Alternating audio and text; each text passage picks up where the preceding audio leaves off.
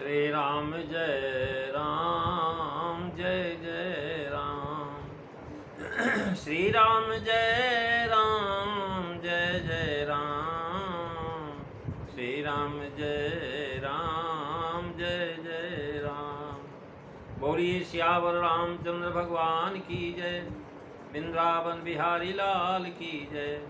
उमापति महादेव की जय। पवन सुत हनुमान की जय। सब संतन की जय, सब भक्तन की जय। सच्चियां जोता वाली माता तेरी सदा ही जय। बोल सनातन धर्म की जय। सदगुरुदेव महाराज की जय।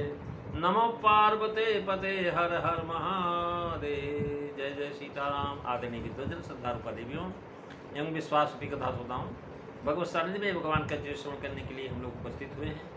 आइए थोड़ी देर भगवान के चरणों में ध्यान लगाते हुए भगवान के कुछ लीला चरित्रों का स्मरण करें। पिछली चर्चा में आप भगवान शिव के विवाह की चर्चा श्रवण कर रहे थे, जिस समय रानी मैना भगवान शिव के विकट वेश को देखा तो महाराज उन्होंने निर्णय किया कि मैं अपनी बेटी को लेकर के जो नष्ट हो जाऊंगी, लेकिन मैं जीते जी विवाह नहीं करूँगी। दरवाजे बंद हो गए, लाइटें बंद हो गई, सब जो है ताम झाम जो वहाँ पर संगीत वगैरह बज रहे सब समाप्त। महाराज देवता लोग तो बहुत सम्मान प्रिय हैं। नारद जी को उन्होंने कहा, अरे भाई नारद, तुमने कहाँ हमको लोग बुला दिया बारात में, भला बताओ ये रुद्र की बारात में आने लायक है? यहाँ तो कोई पानी पूछने वाला नहीं। पहले उनकी खूब सेवा हुई महाराज, लेकिन अब कोई पूछने वाला नहीं आ रहा, क्योंकि वहाँ सास तो नाराज हो गई। राजा हिमांचल भी लाचार है कि जब महाराज पत्नी ही नहीं मान रही तो हम क्या करें। महाराज नारद जी के सामने जो है लोगों ने प्रश्न किया कि नारद, अरे तुमने जो ऐसा विवाह बताया, ऐसी जो है रचना करिया, और फिर ये काम नहीं हो पा रहा है, तो तुम क्या कर रहे हो? तो नारद जी तो महाराज मंत्र दृष्टा ऋषि हैं और पार्वती के गुरु हैं। वो जानते हैं कि हमने जो कुछ भी बताया सत्य बताया है, स्पष्ट बताया है। लेकिन सत्य सुनने में महाराज जो भले अच्छा लगे, लेकिन महाराज जब दिखाई पड़ता सत्य तो कई बार आदमी घबरा जाता है। वही स्थिति हुई। तो नारद जी ने कहा, सप्तऋषियों को बुलाया और सप्तऋषियों से बोले कि भाई सप्तऋषियों, ऐसा है कि अगर मैं जाकर के दरवाज़ा खुलवाऊंगा रानी मैना से तो खोलेगी नहीं, क्योंकि मुझसे बहुत नाराज, मुझे पहले ही बहुत भला बुरा कह चुकी है। इसलिए मैं नहीं चलूँगा, मैं साथ में चलूँगा, समझाऊँगा मैं, लेकिन दरवाज़ा तुम लोग खुलवा। महाराज सप्तऋषि लोग जो है नारद जी के साथ चल पड़े। तुलसीदास जी लिखते हैं कि ये समाचार सुनते ही तुरंत उसी समय नारद मुनि महाराज सप्तऋषियों के सहित लिए हुए हिमांचल के घर में पहुँचे। तेई अवसर नारद सहित अरु ऋषि सप्त समेत, समाचार सुन तुहिन गिरी गौने तुरत निकेत। मंगल भवन अमंगल हारी, रवउ सुदशरथ अजीर बिहारी। श्री राम जय राम जय जय राम। श्री राम जय राम जय जय राम। महाराज नारद जी किस कुशलता से करुणा रस के प्रवाह को शांत रस की ओर फेरा है। नारद जी जो करुणा में तब्दील थी, वातावरण जो खराब हो रहा था, करुणा में रो रहे थे सब लोग, चिंतित थे, भयातुर थी रानी मैना, उसको महाराज जो है नारद जी किस प्रकार से शांति रस की ओर मोड़ते हैं। माता को भाभी पर संतुष्ट होने का उपदेश दिया पार्वती जी। पार्वती ने कहा कि माता जी देखिए, आप जो है चिंता मत करें, भाभी बस, और जो है हर इच्छा भाभी बलवाना, और भाभी पर संतुष्ट होने का उपदेश दिया। पातिव्रत धर्म की संकेत रूप महाराज ये भी बताया कि पातिव्रत धर्म क्या कहता है कि जिसको हमने पति का व्रण कर लिया है, चाहे मन से चाहे वचन से, अगर हमने पति बना लिया है तो उसको हमें साथ लेकर के चलना ही चाहिए। महाराज कह रहे हैं कि जो है अब पातिव्रत धर्म की ओर संकेत जिस रूप में वहाँ है, वही रूप दुखी माता के सामने सब ठीक आ गए। यहाँ तेही अवसर नारद सहित अर्षित रब से, सहित यानी जो है समेत दो शब्द पर्यायवाची शब्द देकर सूचित किया केवल नारद ही जी नहीं महाराज घर में गए, किंतु सप्तऋषियों को भी साथ ले गए। इसलिए कि महाराज नारद तो विरक्त हैं, उनके पास न घर है न परिवार है न कोई जगह है रहने की, जहाँ चाहते वहीं चल पड़ते हैं। और सप्तऋषि लोग सारे गृहस्थ। महाराज हम विरक्तों की बात भले न माने, तो महाराज जो गृहस्थ संत हैं वो तो समझाएंगे। इसे सूचित किया कि केवल नारद ही नहीं गए, सप्तऋषियों को साथ ले आना आवश्यक दिखाया। इसी कारण इनके लिए एक शब्द समेत अधिक दिया गया और जनाया कि केवल नारद मुनि के साथ जाने से काम नहीं चलेगा।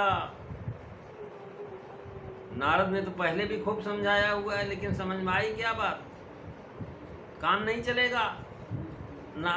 सप्तरहित सहित सबसे यह भी भाव दिया जा सकता है कि महाराज सप्तरहित अर्थात हित मित्रों में जो उनके हित मित्र थे उनको भी साथ मुनियों के साथ जाने से काम चलेगा।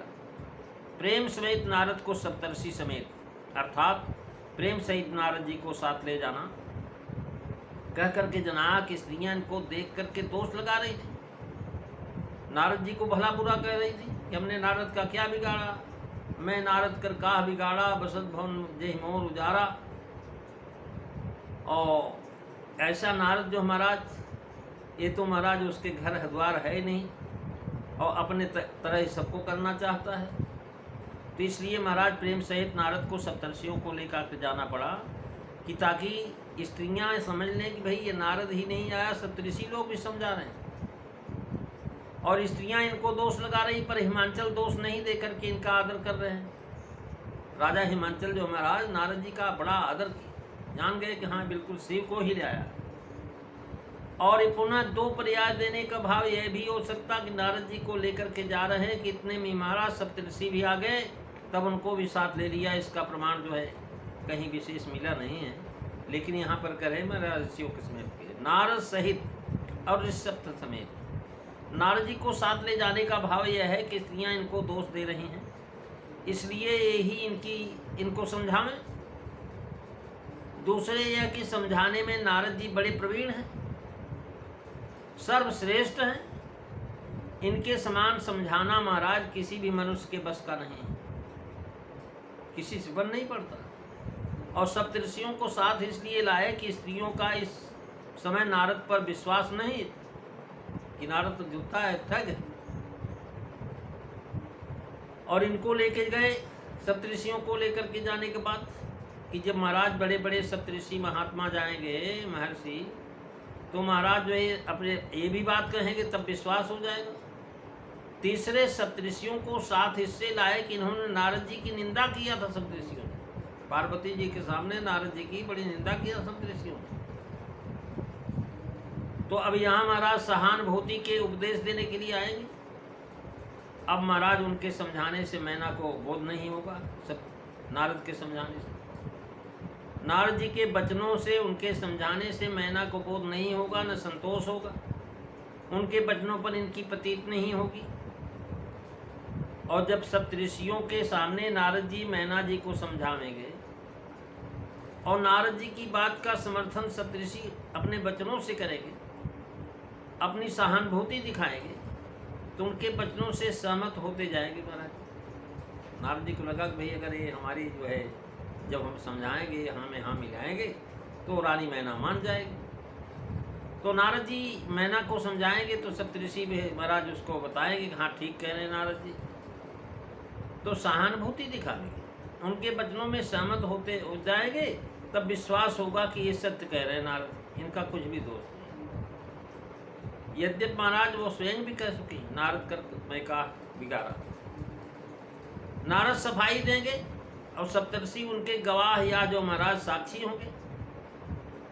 और चौथा यह है कि महाराज सप्तऋषि बरेसी करने आए थे, उन्होंने हिमांचल को पार्वती के ब्याह की तैयारी करने को सप्तऋषियों ने ही कहा था।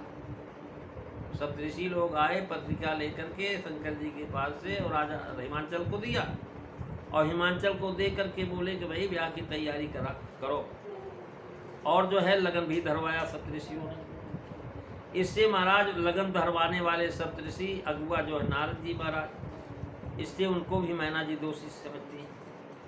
ये जैसे वैसे ही महाराज कहने लगे कीन मुनि पुण्य स्वार्थ साधी। पार्वती मंगल में कहा हुआ कि महाराज ये तो स्वार्थ के लिए ऐसी सिद्धि करने के चक्कर में।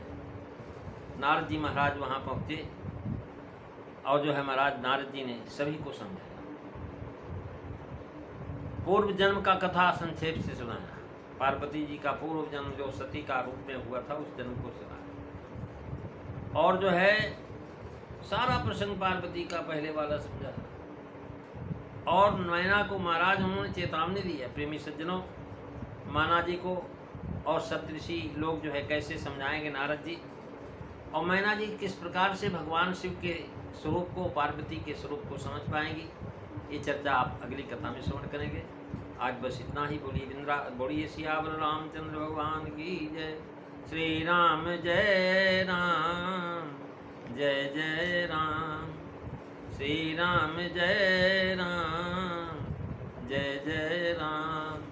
श्री राम जय राम, जय जय राम।